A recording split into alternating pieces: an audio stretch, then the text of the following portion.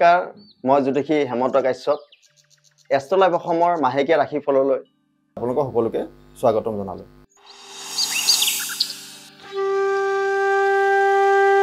এবাৰ আহিলো মই ডিচেম্বৰ মাহৰ কন্যা ৰাশিৰ মাহেকীয়া ৰাশিফলৰ ফলদানৰ বিষয়ে আপোনালোকৰ মাজত কৈ যাম।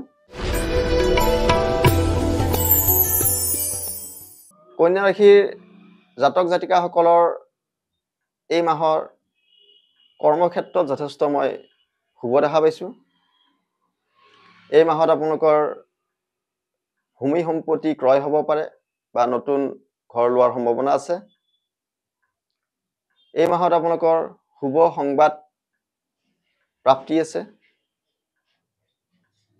ধন টকা পইচা অহাৰ যথেষ্ট যোগ দেখা পাই আছোঁ। ধনলাভ হ'ব। বিদ্যাৰ্থীসকলৰ কাৰণে এই মাহটো যথেষ্ট শুভদায়ক। ভ্ৰমণৰ প্ৰবল যোগ আছে। এই মাহত আপোনালোকৰ যথেষ্ট প্ৰশংসা লাভ হ'ব। দাম্পত্য ক্ষেত্ৰত এই মাহটোত যথেষ্ট শুভ ফল প্ৰদান হ'ব।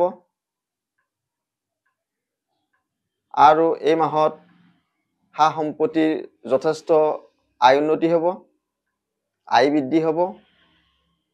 ঘৰত কিবা নতুন মাংগলিক কাৰ্য অনুষ্ঠান হ'ব পাৰে।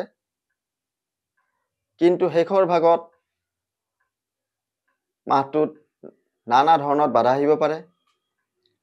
বন্ধুৰ লগত বিবাদ আহিব পাৰে আৰু সন্তানৰ ক্ষেত্ৰত চিন্তা থাকিব পাৰে।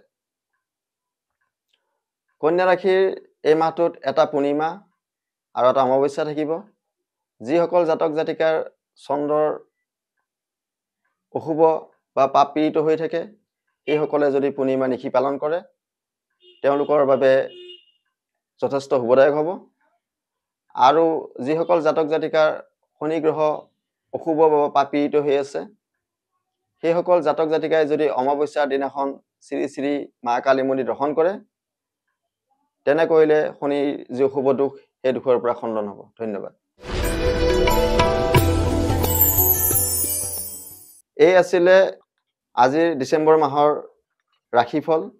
এতিয়া মই জ্যোতিষী হেমন্ত কাশ্যপে এষ্ট্ৰলাইভ অসমৰ মাহেকীয়া ৰাশিফলৰ পৰা বিদায় মাগিছোঁ। আপোনালোকৰ দিনবোৰ শুভ হওক। ধন্যবাদ।